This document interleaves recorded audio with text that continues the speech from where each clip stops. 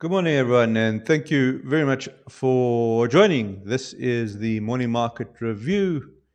It is the 18th of January, and my name is Russell Shaw. I'm a senior market specialist at FXCM. Just going to go ahead, bring up some disclaimers, and we'll start off with the high risk investment warning.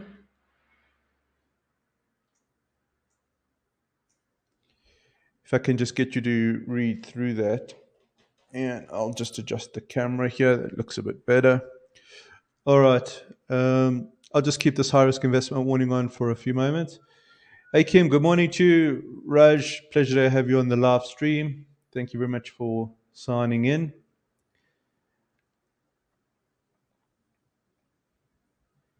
All right, let's take a look at the market commentaries disclaimer.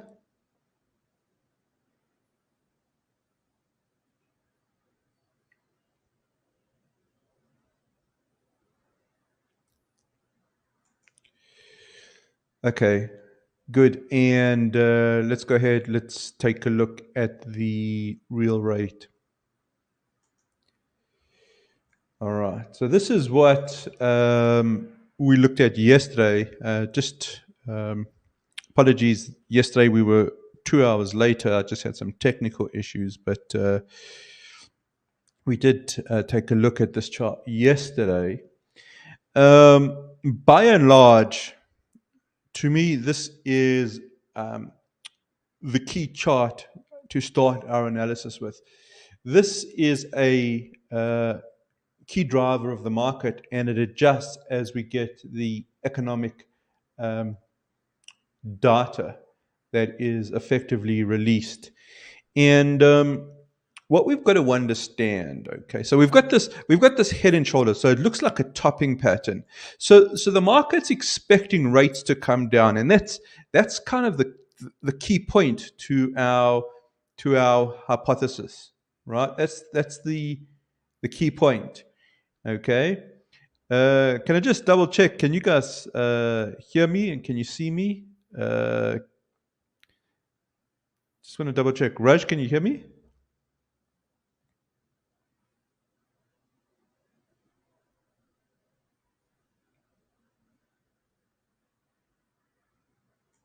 Kim saying there's no sound, there's no picture. I'm just going to ask him to sign back in.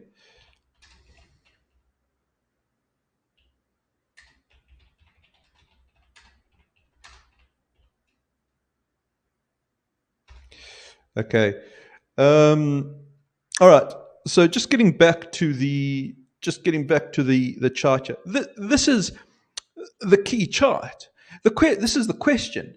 Are we going to get a breakdown below the neckline? Okay, so let's just type in where the neckline is. This is the key. The market seems to be suggesting that there is going to be a breakdown of the neckline if we're going to get a completion of this head and shoulders. Okay, but if we don't get a breakdown in that neckline, then there's potential trouble on the horizon. Now, the reason why this is such an important chart, okay, is because the market's expecting the first rate cut, particularly the Federal Reserve's rate cut, to come in March, and that's what the markets have priced in. So at the end of last year, we had a remarkable bull run. Okay, we had that Santa rally, and the reason we had that Santa rally is because the market's pricing in that rate cut. Now we're getting some wobbles. What are the wobbles? Well, there's now a throng of commentary that's coming through. This week it's coming out of Davos, the World Economic Forum, right?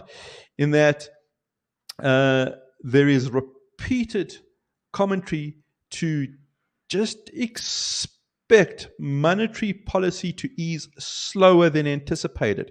Now, that's trouble because if we are easing slower than anticipated, then the market's going to correct. Why is the market going to correct? The market's going to correct because it's already priced in a fairly quick, a fairly fast decline in interest rates. If we're not getting that decline in interest rates, then what we're going to do is we're going to reprice in the markets. So if we take a look at the right shoulder is now starting to move up. Okay, we're starting to move up over here. Right? So if we're starting to move up, that's already the yield, the bond market, starting to reflect the commentary that's coming out that's saying, well, hang on, we're going to have to slow down in terms of the rate hikes. Well, if we're starting to see the movement up in the real yield, that's going to filter through to our other instruments. Okay, that's going to, and what you can see is we actually have a bullish cross. Okay, we have a bullish cross right there in our exponential, in our EMAs, our trend following indicators. Sorry, I've got a frog in my throat. I beg your pardon. So the idea is we're looking at a daily chart here. The 5-day exponential moving average has crossed bullishly above the 10-day, the orange 10-day exponential moving average. That's not the direction that the market wants to see. The market wants to see a breakdown of that neckline. So if you take a look at what's happening in the market, so we can start off with just, let's take a look at some of the risk markets. So let's bring in the S&P 500. Let's put in the S&P 500, right? So we'll just use the FXCM CFD here. I'm going to put it underneath. And what you can see is as the real rate is moving up, what's happening to the S&P 500? It's moving down. Okay. So the higher yield is starting to put pressure on the equity market.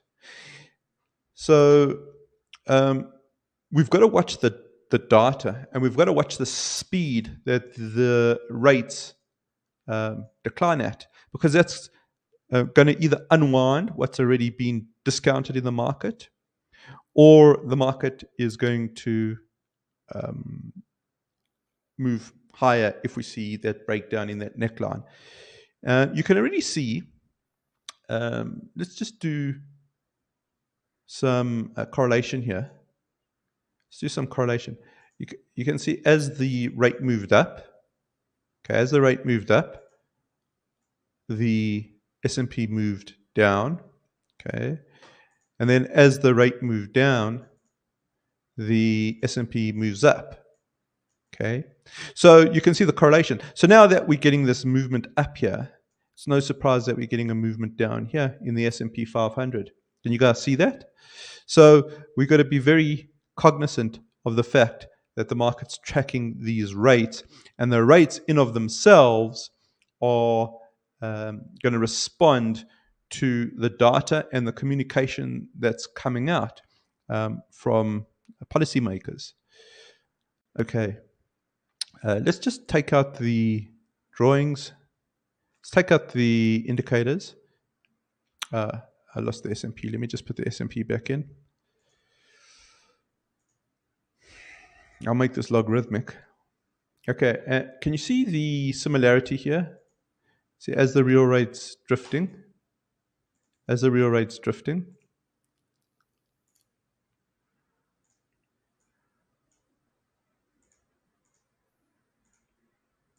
so the S&P is drifting. See that? So the drift is matched. That's why I'm saying the real rate is the key chart to start off our analysis. If we start seeing a break down in the real rate, we should see a breakout in the stock markets. If we see a breakout in the real rates, we'll see a breakdown in the stock markets. Does that make sense? Just put in the comments if anyone's lost there. Let's take a look at NASDAQ. So put in NASDAQ 100.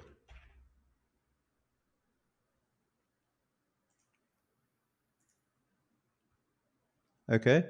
Yeah, you can see the drift. So as the real rate's drifting sideways, so the NASDAQ's drifting sideways. We've got a inverse correlation here. See, as the NASDAQ moved up, as the real rate moved up, NASDAQ moved down. As the real rate moved down, NASDAQ moved up. See the correlation there? So now, if we've get it, again, just to reiterate, just like when we saw the S&P, if you're getting some sort of upwards pressure here just over the last few days, okay, well, you're going to get some downwards pressure here over the last few days. Okay, so we want to see if that head and shoulders completes. Very important. Very important. Okay. Similarly, so we've looked at the stock market. Okay, so we've looked at the stock market. We can do the same analysis with the currency market, and we've got to start off there with the US dollar. Must start with the US dollar because the majors are all measured against the US dollar, right? So what we'll do is we will just change the NASDAQ through to the US dollar. And this is where it gets really interesting because the US dollar actually telling a slightly different story, a slightly more negative story. So let's just bring in dollar. So there was a positive correlation, yeah, as the real rate moved up. So the US dollar moved up. As the real rate came down, so the dollar came down. Perfect. Okay. So whereas we saw the risk markets showing an inverse correlation, we're seeing that the dollar's got this positive correlation. That makes sense because the interest rates are going to act as a magnet. Okay, for the US dollar. And the US dollar, in effect, is a safe haven. Now, what's happened here? We've got the drift in the real rate. Now we were drifting in the dollar, but now what's happened is we're actually getting a lot more movement in the dollar than in the yield. Take a look here. Okay, we're getting much more lift here in the dollar. So that's something to keep an eye on. The question we've got to ask is, why is there lift in the dollar? Why is there lift in the dollar? So there's lift in the dollar because I think there is a growing concern about the slowdown in the decline, the potential decline in interest rates. Remember, the dollar is a safe haven. So if we see a pickup in the US dollar, it means money's effectively seeking safety. Okay, it's seeking safety. So the idea here is, I think that the dollar players are a lot more worried, okay, than others. In other words, let's get money into the safe haven because the chances of a rate cut in March are diminishing. This is their thought process. And the chances of a rate cut in May are diminishing. Now, I don't know if that's the case. I just fear that is what we are seeing with the US dollar.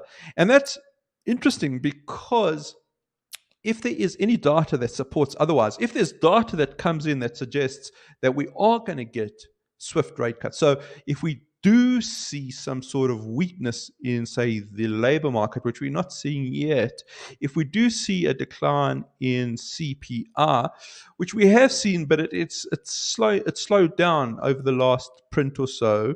But if we see it pick up speed again, I think there's going to be a swift decline in the US dollar. But it really comes down to the data. Okay, are we getting a data that is suggesting strong growth? Are we getting data that's suggesting Fed rate cuts ahead? So when I say growth, that's also, we're going to have to keep an eye on growth because we don't want to get any sort of hint of a hard landing. If we get a hint of a hard landing, that's going to drive money back into the dollar. It's a safe haven. It's going to hurt the risk side of the market. It's going to hurt risk assets. Okay. I had something on my mind that I wanted to share with you guys. What was that? Will have to come back to me. Okay. So, but the point is that because the dollar is picking up some real steam here, it's reflecting. It will reflect in the major. So we go say the euro US dollar here.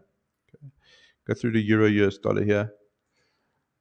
And you should have an inverse relationship here because the dollar's got a positive relationship. So here is the euro US dollar declining as the real rate moves up. As the real rate moves down, okay, you've got the euro US dollar increasing. So if we get a break below that neckline, then we should get some sort of movement up in the euro US dollar. But because the US dollar is having such a strong reaction, we're seeing that in the currency markets. You can see that there is a movement down here in the euro.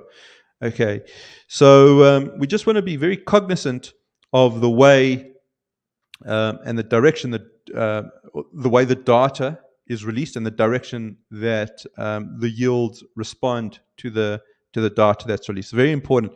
That to me is the key driver. Now, it's not the only driver. It's not the only driver. The other driver is, of course, results. So if we get good earnings, we're currently in Q4 earnings. If we get good Q4 earnings, and good forward guidance is exceptionally important, right? So if we get a good forward guidance, the market will use that as a driver as well. But right now, the correlations with the real rate are exceptionally tight, and if the correlations with the real rate are exceptionally tight, that's what we've got to focus on, right? That's what we've got to focus on. So what we can do is default to our band model. So if we go through to the band, so let's just take a look at, say, S&P 500. It's in neutral, so it's always going to be harder to trade neutrality. Let's take a look at US dollar, see what's happening on US dollar side. Now remember, US dollars reacted quite strongly, right? So if we bring in US dollar, you can see it's in zone 1. Okay, you can see it's in zone 1. It's in the upper blue, upper red. I do see this resistance up ahead, but on the daily chart, there does seem to be a reflection of worry. Can we take advantage of that? Well, we'll go down to the hourly.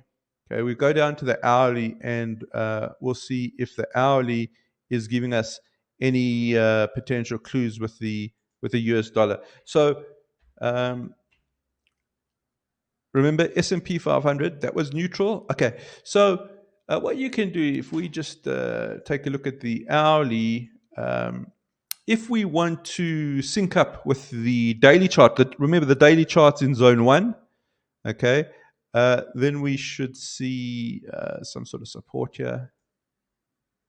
We'd have to see a movement in the stochastic that way, okay, and we want to see a